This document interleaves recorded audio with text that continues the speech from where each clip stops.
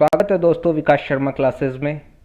Economics के अपने lecture चल रहे हैं। इकोनॉमिक्स का ये लेक्चर नंबर 5 है और चैप्टर अपना चल रहा था डिमांड। डिमांड में अपन ने जो पढ़ लिया था वो भी एक बार देख लेते हैं। डिमांड में अपन ने पढ़ा था डिमांड की मैंने मीनिंग बताई थी फर्स्ट लेक्चर में और लॉ ऑफ डिमांड को मैंने डिस्कस किया था। इसके बाद मैंने जो सेकेंड लेक्चर में बताया था वो बताया था टाइप्स ऑफ डिमांड। अभी तक आपने नहीं देखे हो लेक्चर्स तो आप लेक्चर्स देख सकते हैं। मैंने काफ़ी अच्छे से इनको एक्सप्लेन कर दिया था। टाइप्स ऑफ डिमांड अपना ख़त्म हो गया था। टाइप्स ऑफ डिमांड के साथ साथ अपना जो लेक्चर बना था वो बना था expansion and contraction in demand, मांग में संकुचन और विस्तार। ये अपना थर्ड लेक्चर था। और फोर्थ लेक्चर बना था अपना increase in demand, decrease in demand, और इसके साथ साथ फोर्थ लेक्चर था अपना exceptions of law of demand, मांग के नियम के अपवाद भी फोर्थ लेक्चर में थे अपने। और आज का जो लेक्चर है फिफ्थ लेक्चर ये बन रहा है आपका, तो इसमें अपन जो पढ़ेंगे वो देख लीजिएगा। अपन पढ़ेंगे आज वाई डिमांड कर्व है डाउनवर्ड स्लोपिंग, यानी डिमांड कर्व डाउनवर्ड स्लोप क्यों होता है, और reason for law of demand, मांग के नियम का क्या कारण है कि ये ऐसे, रीजन क्या है कि कीमत और मात्रा में विपरीत संबंध पाया जाता है, यानी प्राइस और क्वांटिटी डिमांड में क्या पाया जाता है, रिलेशन क्या पाया जाता है, इन्वर्स पाया जाता है। तो ये क्यों होता है ऐसा, तो आज इसके बारे में अपन पूरा ढंग से एक्सप्लेन करेंगे।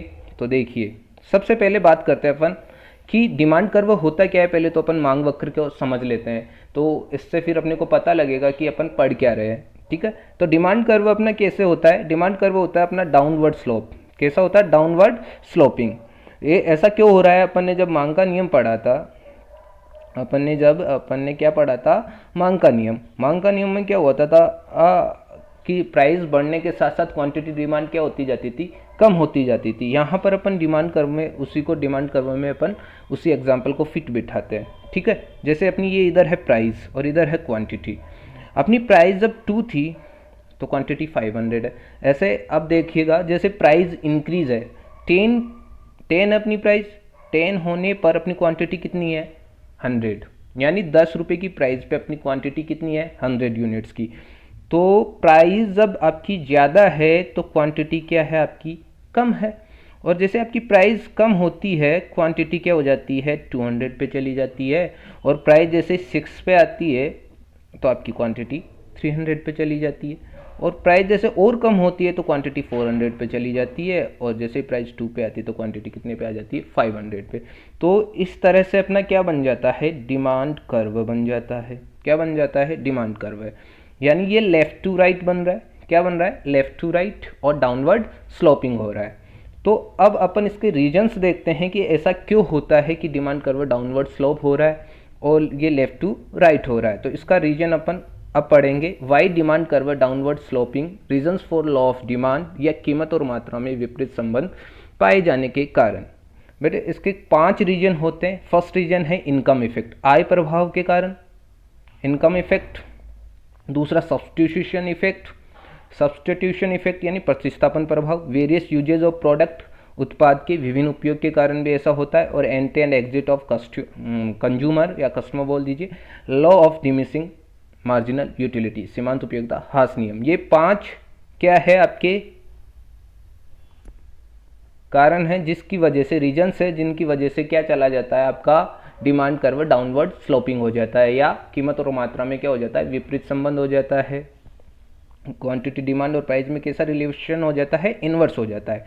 तो सबसे पहले अपन पढ़ेंगे इनकम इफेक्ट को। अभी इनकम इफेक्ट क्या होता है ये देख लीजिएगा। इनकम इफेक्ट में क्या होता है, जैसे ही किसी प्रोडक्ट की क्या होती है, किसी प्रोडक्ट की प्राइस क्या हो जाती है, कम हो जाती है। प्राइस है, पी का मतलब क्या है, यहाँ पे प्राइस है। जैसे ही किसी प्रोडक्ट की प्राइस क्या हो जाती है, कम हो जाती है, उससे क्या हो जाता है, जो कंज्यूमर होता है उसका जो रियल इनकम यानी जो आपकी कंज्यूमर की वास्तविक आय है वो उसे ऐसे लगती है कि ज़्यादा है। किसी प्रोडक्ट की प्राइस कम होने पर उसके लिए वो जो उसकी रियल इनकम है उस प्रोडक्ट के लिए क्या हो जाती है, वो ज़्यादा हो जाती है, यानी उसकी परचेजिंग पावर क्या हो जाती है, बढ़ जाती है, क्रय शक्ति उसकी बढ़ जाती है, जिससे उसकी प्रोडक्ट की डिमांड भी बढ़ जाती है। इस वजह से क्या होता है, जैसे किसी प्रोडक्ट की प्राइस कम हो जाएगी तो आपकी जो रियल इनकम है उसका क्या बढ़ जाएगा, परचेजिंग पावर बढ़ जाएगा, जिसकी वजह से आपकी क्या चली जाएगी, डिमांड अपवर्ड चली जाएगी। ये हो गया फर्स्ट रीजन। यानी इस वजह से भी क्या हो जाता है, जैसे प्राइस कम होती है क्वांटिटी डिमांड क्या हो जाती है, बढ़ जाती है और डाउनवर्ड स्लोपिंग हो जाता है अपना क्या डिमांड कर्व है। इसी साथ जैसे ही प्राइस बढ़ जाती है तो आपकी रियल इनकम पे फर्क पड़ता है और परचेजिंग पावर क्या हो जाती है आपकी कम हो जाती है और डिमांड भी क्या हो जाती है, कम हो जाती है। ठीक है, तो आपको इनकम इफेक्ट समझ में आ गया होगा। हाँ सर समझ में आ गया, ऐसा होता है इनकम इफेक्ट। अब देखिए सेकंड नंबर का आता है अपना, इसको अच्छे से और पढ़ देते हैं। वस्तु की कीमत में परिवर्तन से मुद्रा की क्रय शक्ति में यानी परचेजिंग पावर में या वास्तविक आय या रियल इनकम पर पड़ने वाला प्रभाव ही क्या कहलाता है, आरई प्रभाव यानी इनकम इफेक्ट कहलाता है वो। अब आता है अपन सब्सटीट्यूशन इफेक्ट पे। अब सब्सटीट्यूशन इफेक्ट क्या होता है, इसमें अपन अच्छे से समझते हैं। सब्सटीट्यूशन इफेक्ट का मतलब प्रतिस्थापन वस्तुएं अपन ने पढ़ा था। प्रतिस्थापन वस्तुएं यानी सब्सटीट्यूट्स गुड्स क्या क्या हुआ करते थे, जिनका उपयोग क्या होता था, एक के स्थान पर दूसरे का कर लिया करते थे। जैसे चाय और कॉफ़ी एक दूसरे के क्या है, सब्सटीट्यूट्स प्रोडक्ट है। इसमें अपन बात करते हैं जैसे टी को लेते हैं। टी की जैसे ही प्राइस इंक्रीज होती है तो टी की डिमांड ऑटोमेटिक कम होने लगती है। अब सर ये टी की डिमांड कम क्यों होती है, इसका देखिए, इसका रिलेटिव रीजन है कि टी की जगह लोग क्या चले जाएंगे, कॉफ़ी पे चले जाएंगे। किस पे चले जाएंगे, कॉफ़ी पे चले जाएंगे। यानी टी के कंपैरिजन में कॉफ़ी, यानी कॉफ़ी की प्राइस तो कांस्टेंट है लेकिन टी की प्राइस बढ़ने से लोग को कॉफ़ी क्या लगती है, उसके कंपेरेटिवली सस्ती लगने लगती है, या सस्ती का मतलब वो उसके अनुसार लगने लगती है, तो वो किस पे चले जाते हैं, कॉफ़ी पे चले जाते हैं। और कॉफ़ी की क्या चली जाती है, डिमांड हाई चली जाती है, बढ़ जाती है। तो यानी प्राइस किसी, यहाँ पे भी प्राइस बढ़ने से क्या हो गया, टी की क्या हो गई, डिमांड कम हो गई। टी की डिमांड कम हो गई और कॉफ़ी की डिमांड यहाँ पे बढ़ गई। यानी यहाँ पर प्राइस बढ़ने से उस प्रोडक्ट की डिमांड क्या हो गई, कम हो गई। इस वजह से भी डिमांड कर्व क्या हो रहा है, डाउनवर्ड स्लोपिंग हो रहा है। यानी सब्स्टिट्यूशन इफेक्ट्स से भी डाउनवर्ड स्लोपिंग हो रहा है। इसके साथ देखते हैं अपन नेक्स्ट पे आते हैं अपन, entry and exit of consumer. Entry and exit of consumer का मतलब क्या हुआ, जैसे किसी प्रोडक्ट की प्राइस कम होती है, किसी प्रोडक्ट की प्राइस कम होगी तो उसको खरीदने वाले कंज्यूमर्स बढ़ जाएंगे। यानी पहले किसी प्रोडक्ट की प्राइस 50 रुपये थे और उसे बियर करने वाले 100 लोग हुआ करते थे। ठीक है, 100 लोग उस प्रोडक्ट को खरीदते थे। जैसे उसकी प्राइस कम हो गई, 40 रुपीज़ पे आ गई, तो कंज्यूमर क्या हो जाएंगे, बढ़ जाएंगे। न्यू कंज्यूमर्स की एंट्री हो जाएगी और मान लीजिए उसको अब 100 की जगह 120 पीपल खरीद रहे हो, 120 लोग खरीद रहे हो, तो न्यू कंज्यूमर्स की क्या हो गई, एंट्री हो गई, जिस वजह से क्या हो जाएंगे, अपने डिमांड बढ़ जाएगी। उस प्रोडक्ट की क्या हो जाएगी, डिमांड बढ़ जाएगी। प्राइस कम होने के साथ साथ डिमांड क्या हो जाती है, इंक्रीज हो रही है। तो इस वजह से भी क्या हो रहा है, डिमांड कर्व है डाउनवर्ड स्लोप हो रहा है। और जैसे प्राइस ज़्यादा होती है, जो कंज्यूमर पहले जो बियर कर रहे थे वो कंज्यूमर अब बियर नहीं कर पाते और वो एग्जिट हो जाते हैं उस प्रोडक्ट से, तो डिमांड ऑटोमेटिक क्या हो जाती है, कम हो जाती है। यानी कंज्यूमर कम हो जाएंगे उसके। तो इस वजह से भी क्या होता है, entry and exit of consumer की वजह से भी डिमांड कर्व क्या होता है, डाउनवर्ड स्लोपिंग और लेफ्ट टू राइट होता जाता है। अब आगे देखिए, various uses of product commodity, उत्पाद के विभिन्न उपयोग। वेरियस यूजेज यानी ऐसे भी प्रोडक्ट होते हैं जिनके क्या होते हैं, वेरियस यूजेज होते हैं। जैसे मिल्क के वेरियस यूजेज है, मिल्क से चाय भी बनती है, कॉफ़ी भी बनती है, साथ के साथ आप आइसक्रीम बना सकते हो, शेक बना सकते हो। तो इससे क्या होता है, जैसे ही किसी वेरियस यूजेज प्रोडक्ट की क्या बढ़ती है, प्राइस बढ़ती है, तो उसके अल्टरनेटिव यूजेज क्या कर देते हैं, अपन कम कर देते हैं।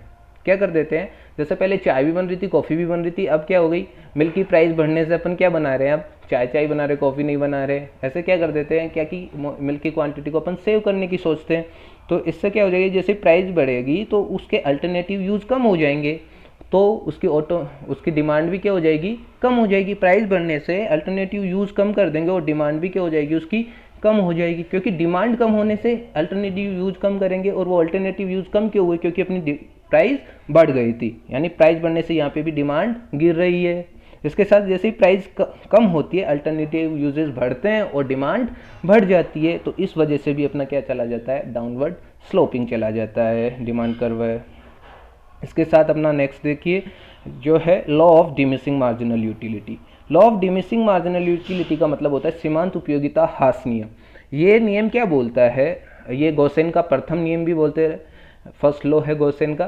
तो इन्होंने क्या कहा था, इन्होंने कहा था कि अपन किसी गुड्स का कंजम्पशन करते जाते हैं तो उससे मिलने वाला सेटिस्फेक्शन होता है ना, वो घटते क्रम में होता है, रिड्यूस होता जाता है। मान लीजिए आपको पानी की प्यास लग रही है, प्यास लग रही है तो आप क्या पियोगे, पानी का जो फर्स्ट गिलास पियोगे उसमें आपको ज़्यादा सेटिस्फेक्शन मिलेगा, और जैसे सेकंड पियोगे तो वो कम हो जाएगा सेटिस्फेक्शन। यानी इसी तरह क्या होता है, किसी प्रोडक्ट का आप क्या करते हो, लगातार कंजम्पशन करते हो तो उससे मिलने वाला सेटिस्फेक्शन क्या होता है आपका, कम होता जाता है, जिस वजह से उस प्रोडक्ट की डिमांड भी क्या हो जाती है, कम हो जाती है। ये law of diminishing marginal utility जब अपन कंज्यूमर बिहेवियर चैप्टर पढ़ेंगे तो उसमें और अच्छे से डिस्कस कर लेंगे। अभी आप ये समझ लीजिएगा कि law of diminishing marginal utility से भी क्या हो जाती है, आपकी डिमांड कम हो जाती है। मान लीजिए आप कोई क्लॉथ खरीद रहे हो, वो क्लॉथ आप एक बार पहन लिए तो एक बार पहनने के बाद उस क्लॉथ को आप दोबारा नहीं खरीदते, मतलब आपको उससे फर्स्ट टाइम ही क्या मिल गया, सेटिस्फेक्शन ज़्यादा मिल गया। जैसे ही आप सेकंड टाइम में वैसे ही क्लॉथ को वापस नहीं परचेज करोगे, यानी उसकी डिमांड क्या हो गई, ऑटोमेटिक कम हो गई, हुई ना।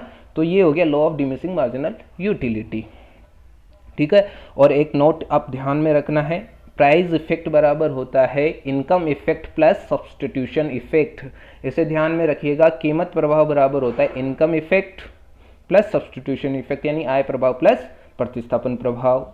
आज के लिए इतना बहुत है। मैंने क्या क्या पढ़ा है वो देख लीजिएगा। मैंने इसमें पढ़ा है आपको why demand curve downward sloping, इसमें मैंने 5 रीजन बताए थे, income effect, substitution effect, various uses of product, entry and exit of consumer, law of diminishing marginal utility. इनकी वजह से डाउनवर्ड स्लोपिंग होता है आपका डिमांड कर्व है, या कीमत और मात्रा में क्या पाया जाता है, विपरीत संबंध पाया जाता है। क्वांटिटी डिमांड और प्राइस के बीच इनवर्स रिलेशन इसी वजह से होता है। तो मैं उम्मीद करता हूँ, आशा करता हूँ आपको लेक्चर काफ़ी पसंद आया होगा। तो आप लाइक कीजिए, चैनल को सब्सक्राइब कीजिए। लगातार यहाँ पे वीडियोस आते जा रहे हैं। यूजीसी नेट अगर आप कर रहे हो तो यहाँ पे सारे टॉपिक्स आपके कवर होंगे, साथ के साथ यहाँ पर इकोनॉमिक्स वगैरह वगैरह जो भी नेट से रिलेटेड सब्जेक्ट है वो सभी यहाँ पे पढ़ाए जाएंगे। तो आज के लिए इतना बहुत है, समय देने के लिए बहुत बहुत धन्यवाद।